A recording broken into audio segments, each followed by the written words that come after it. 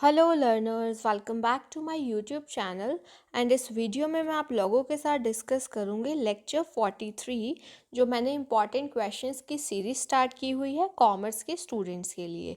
और ये question useful रहेंगे UGC NET commerce as well as PGT commerce के लिए। ओके, और हर एक क्वेश्चन को मैं डिटेल में डिस्कस कर रही हूँ ताकि इन क्वेश्चंस के थ्रू आपके कॉमर्स के कॉन्सेप्ट्स जो हैं वो अच्छे से क्लियर हो जाए। और हम लोग हर एक ऑप्शन को भी डिटेल में डिस्कस करेंगे ताकि उनसे भी रिलेटेड अगर आपका क्वेश्चन आता है तो आप उसको इजीली अटैम्प्ट कर पाओ। और लेक्चर 1 टू लेक्चर 42 की जितनी भी वीडियोस हैं उनकी प्लेलिस्ट का लिंक मैंने डिस्क्रिप्शन बॉक्स में डाल दिया है, आप वहाँ पर क्लिक करके देख सकते हो। ओके, एंड अगर आप लोगों ने इस यूट्यूब चैनल को सब्सक्राइब नहीं किया है देन यू कैन सब्सक्राइब, ताकि आपको मेरे अपकमिंग जो भी वीडियोस होंगे उसकी टाइमली नोटिफिकेशन मिल सके अगर आप बेल आइकन को भी प्रेस करते हो। तो हम स्टार्ट करते हैं लेक्चर 43 को। फर्स्ट क्वेश्चन है, which among the following is true in case of absence of partnership deed. आपको बताना है इन चारों में से कौन सा ऑप्शन जो है ट्रू होगा, यानी कि कौन सा स्टेटमेंट सही लिखा हुआ है इन चारों में से अगर जो है पार्टनरशिप डीड क्या है नहीं बनाई। फर्स्ट ऑफ ऑल आपको पता होना चाहिए कि पार्टनरशिप डीड होता क्या है। ये क्या एक टाइप का एग्रीमेंट होता है किसके बीच में, पार्टनर्स के बीच में। आप लोगों को पता है इंडियन पार्टनरशिप एक्ट 1932, ठीक है। अब इसमें क्या होता है कि पार्टनरशिप डीड को कंपलसरी नहीं करते हैं, ठीक है। और देखो, अगर इसमें ये माना जाता है कि अगर आपकी पार्टनरशिप डीड नहीं है, एब्सेंस है, तो क्या रूल्स अप्लाई होंगे। अदरवाइज तो आपको पता ही है पार्टनरशिप डीड में क्या होता है, सारी टर्म्स एंड कंडीशंस लिखी होती हैं, like name and addresses of partners, firm, profit sharing ratio, कितना इंटरेस्ट ऑन कैपिटल होगा, कितना इंटरेस्ट ऑन ड्राइंग्स होगा, ठीक है। वो आप चीज़ वो जो चीज़ें हैं वो लिखी होती है पार्टनरशिप डीड में। लेकिन यहाँ क्वेश्चन ये है कि अगर पार्टनरशिप डीड ना हो तो कौन सा इन चारों में से ट्रू होगा। वन बाय वन हम ऑप्शन को पढ़ते हैं और देखते हैं, ठीक है। फर्स्ट दिया है कि profit should be shared on the basis of capital employed, यानी कि जिस पार्टनर ने जितना कंट्रीब्यूट किया हुआ है कैपिटल उसी रेशो में हम प्रॉफिट को डिस्ट्रीब्यूट करते हैं। नो, बिल्कुल रोंग है। आपको ध्यान रखना है अगर पार्टनरशिप डीड साइलेंट है या एब्सेंस है तो इक्वली डिवाइड किया जाता है प्रॉफिट शेयरिंग रेशो, ठीक है। यानी कि जो प्रॉफिट्स हैं या लॉसेस, जो प्रॉफिट है उनमें क्या किए जाते हैं, इक्वली डिवाइड किए जाते हैं, ठीक है। फिर है interest on capital is allowed at 5%। जब पार्टनरशिप डीड हो ना तो इंटरेस्ट ऑन कैपिटल तो अलाउड किया ही नहीं जाता, ऐसा कुछ नहीं एट 5%, तो ये भी wrong. Interest on drawing is charge at 6%, ये भी नहीं है। No interest on drawing, no interest on capital, तो ये वाले तीनों ऑप्शन हमारे रोंग हो गए, ठीक है। आपने ध्यान रखनी है क्या क्या कंडीशंस है साइलेंस अगर पार्टनरशिप डीड नहीं है तो।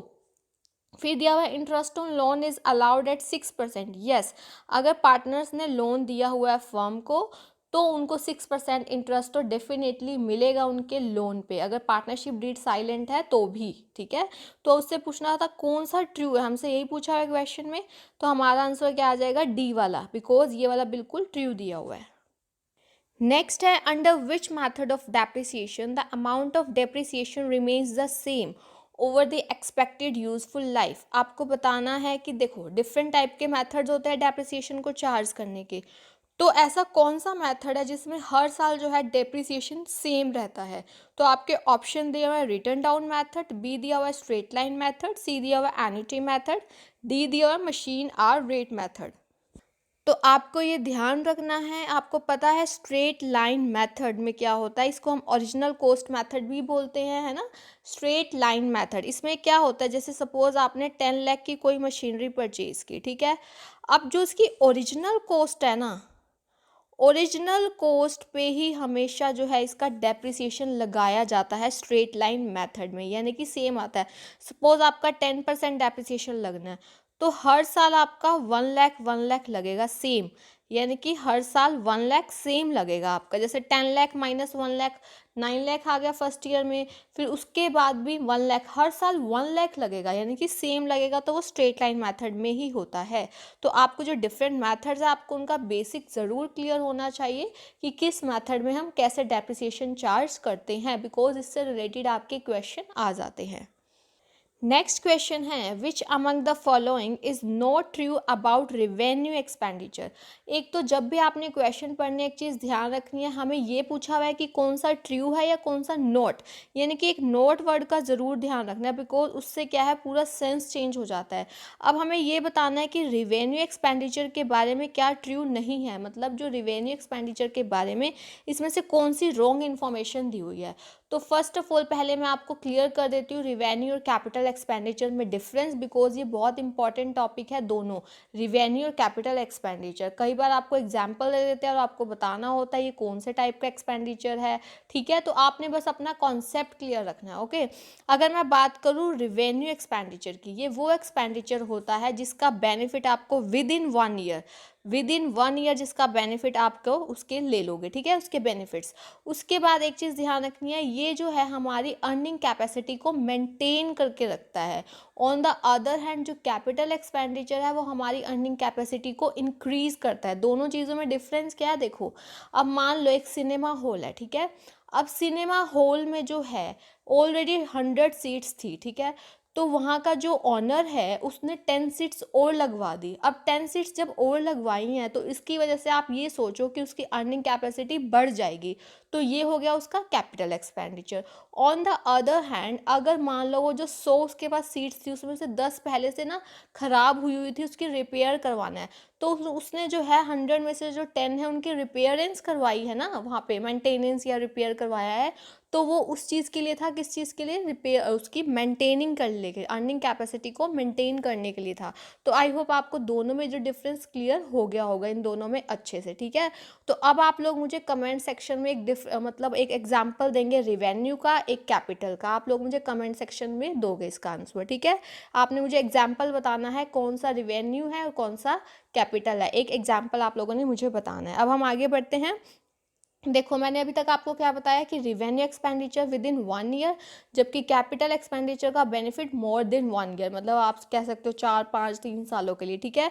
और जो हमारा रिवेन्यू एक्सपेंडिचर है वो अर्निंग कैपेसिटी को मेंटेन करता है। On the other hand capital expenditure जो है अर्निंग कैपेसिटी को बढ़ाता है, ओके।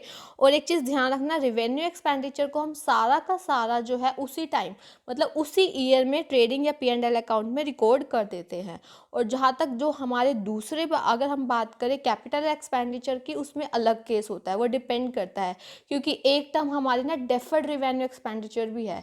डेफर्ड रिवेन्यू क्या होता है, उसका नेचर तो रिवेन्यू एक्सपेंडिचर की तरह होता है, लेकिन हम उसमें करते क्या है कि कुछ पोर्शन जो है, मान लो 5 लाख का आपने एडवर्टाइजमेंट कैंपेन पे खर्च किया, ठीक है। तो आप हर साल 1 1 लाख उसको राइट ऑफ करते जाओगे P&L में, बाकी का बैलेंस आप करंट उसमें दिखाओगे कहाँ पे, अपने एसेट साइड में, ठीक है। तो ये सारी चीज़ें आपको ध्यान रखनी है।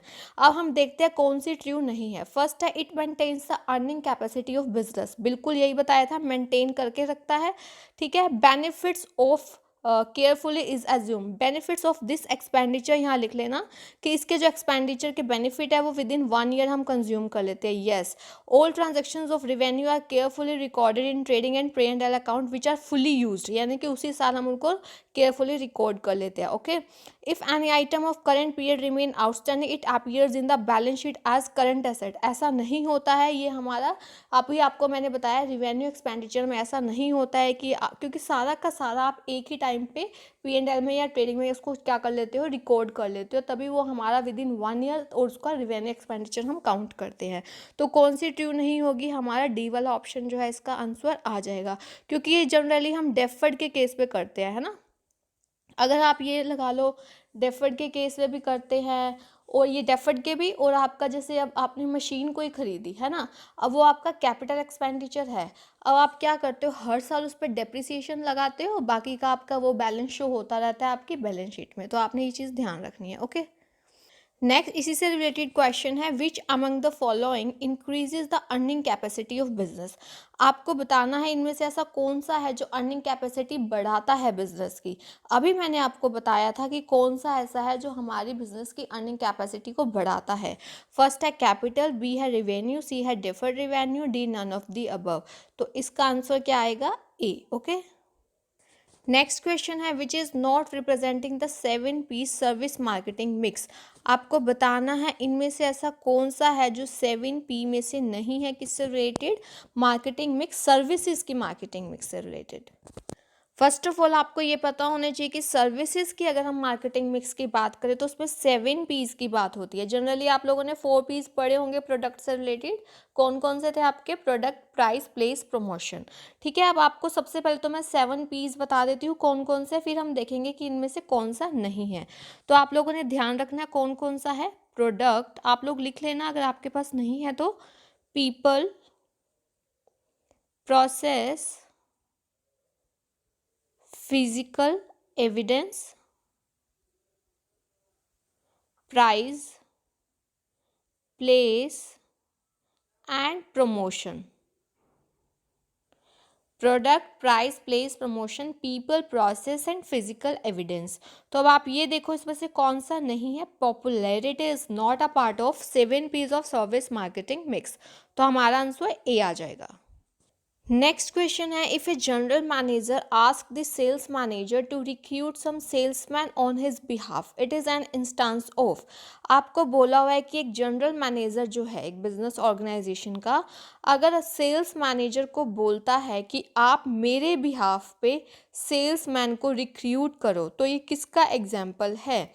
आपने ध्यान से सुनना है इसको। जनरल मैनेजर जो है वो सेल्स मैनेजर को बोल रहा है कि आप मेरे बिहाफ पर, यानी कि किसके बिहाफ पर? जनरल मैनेजर के बिहाफ पर सेल्स मैनेजर बोल रहा है कि आप मेरे बिहाफ पर सेल्समैन को रिक्रूट करो। ठीक है, तो ये किस चीज़ का एग्जाम्पल है? फर्स्ट है डिवीजन ऑफ अथॉरिटी, फिर है डिसेंट्रलाइजेशन ऑफ अथॉरिटी, सी है delegation of authority and D delegation of responsibility.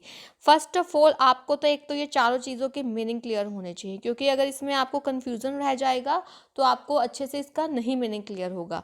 और इसका आंसर आप लोग मुझे कमेंट सेक्शन में बताओगे, और आप लोगों का क्या काम है, आपको इन चारों टर्म्स के मीनिंग जो हैं अच्छे से क्लियर होने चाहिए। अगर आपको नहीं है फिर मैं आपको बता दूंगी, आप मुझे कमेंट सेक्शन में बता देना, इसका आंसर आप लोग मुझे बताओगे। ओके, नेक्स्ट क्वेश्चन है early time and motion studies were an important part of the work of.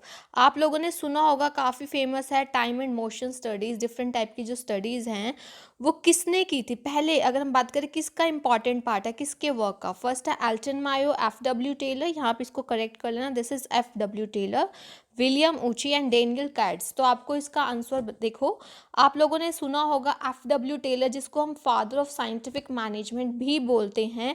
उन्होंने ये चीज़ें स्टडी की, मतलब उन्होंने ये चीज़ें बताई, टाइम एंड मोशन स्टडीज़ वगैरह डिफरेंट टाइप की। ठीक है, इसमें होता क्या था कि हर चीज़ को कंप्लीट करने के लिए एक स्टैंडर्ड टाइम ऑलरेडी होना चाहिए, डिसाइड किया जाता था। मोशन स्टडी में क्या कि अननेसेसरी मोशंस को एलिमिनेट कर देना चाहिए। ये डिफरेंट टाइप की आपकी बेसिक जो बिजनेस मैनेजमेंट है उसमें ये सारी चीज़ें हैं, है ना। तो अब आपको टाइम एंड मोशन स्टडीज़ किसका इंपॉर्टेंट पार्ट है, किसके वर्क का? F.W. टेलर का। ओके, तो हमारा आंसर बी आ जाएगा।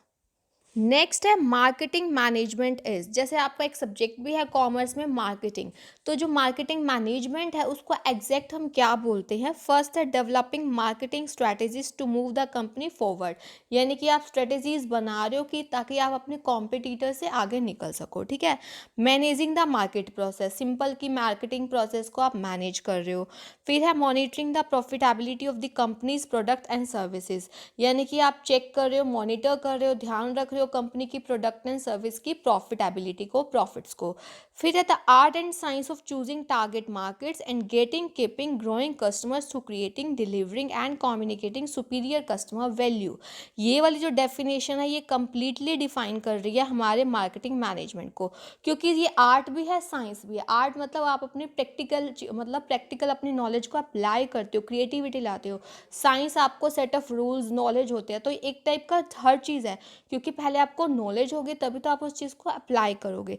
किस चीज़ की? सबसे पहले टारगेट मार्केट देखोगे, फिर उसके अंदर क्या करोगे, आप कस्टमर्स को देखोगे, उनके ग्रो करोगे, कस्टमर्स आपके बड़े। लेकिन वो कैसे होगा? जब आप क्रिएट करोगे, डिलीवर करोगे और कम्युनिकेट करोगे अच्छे से अच्छी कस्टमर वैल्यू।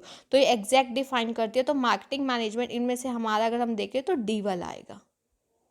तो ये कुछ क्वेश्चंस थे जो मैंने आप लोगों के साथ डिस्कस किए हैं, और डिटेल से डिस्कस किए हैं। और अगर आपको इनमें कोई भी डाउट है आप लोग मुझसे पूछ सकते हैं कमेंट सेक्शन में। Okay, thank you for watching, keep learning and have a nice day.